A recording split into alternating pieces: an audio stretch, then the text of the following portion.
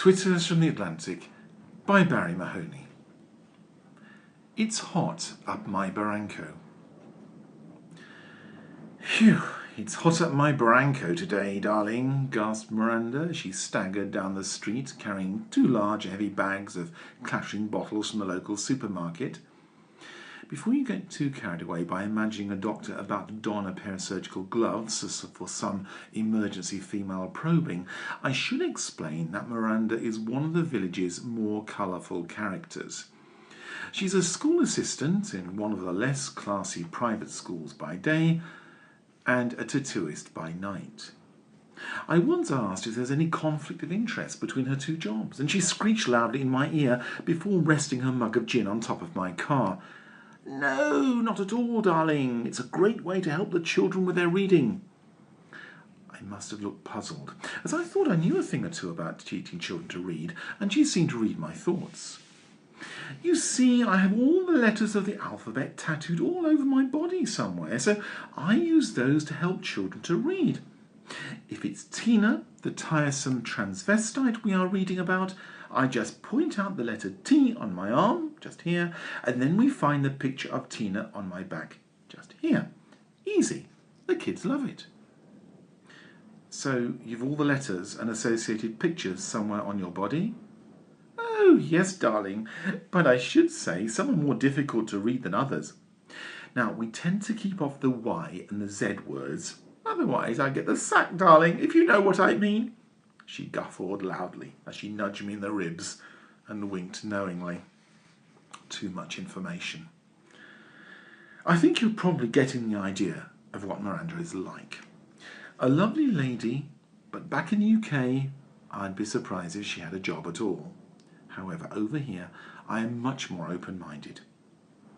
As Miranda dropped her bags by my front gate and she propped herself on my parked car, she watched what I was doing with some amusement. I stopped washing the hedge. Actually, it's one of those plastic ones, but I do like to freshen it up a bit from time to time, and it's always a good opportunity to remove the crisp packets and condoms from its branches. "You are home early today. Is everything all right?" "Darling, it's the heat. It's just so hot. I tell you, darling, it was 41 degrees up my barranco at lunchtime. It was just too much, darling.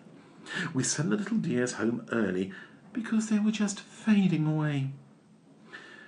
I tried to imagine Miranda's boisterous pupils fading away and thought it highly unlikely. We have a number of kalimas, although some people call them sirocco's, on the islands each year, and the islands are generally conditioned to withstand them, and it's the expats who suffer. They can be a little unpleasant for a few days, bringing with them very high temperatures from Africa and the Sahara. In my own village, when the wind disappears, it's a case of staying inside as much as possible with air conditioning on and plenty of cool drinks. The heat waves can occur at any time during the year, but they're less common during the cooler months.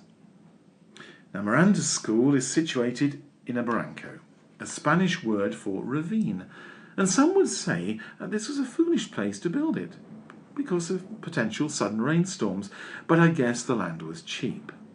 Anyway, I suspect it was built to withstand the heat and would have air conditioning installed as essential.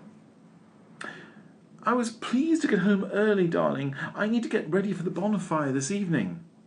"Bonfire? In this heat?" I exclaimed. "Darling, tomorrow is the festival of St. John the Baptist, a most important religious festival. You mustn't miss that. Now look, we're having a bonfire party tonight to celebrate. Not here, you understand, but outside Teldy. It's traditional, you know, darling. You really must come. You don't have to be a Catholic. Just bring a bottle." So there we have it. We're in the middle of a kalima, where daytime temperatures are around 40 degrees in the shade, and the good people of Teldy are planning a bonfire party to celebrate St. John the Baptist. The activities on this island never cease to surprise me. If you enjoyed this Twitter, do have a look at my website, www.barriemahoney.com, and thank you for listening.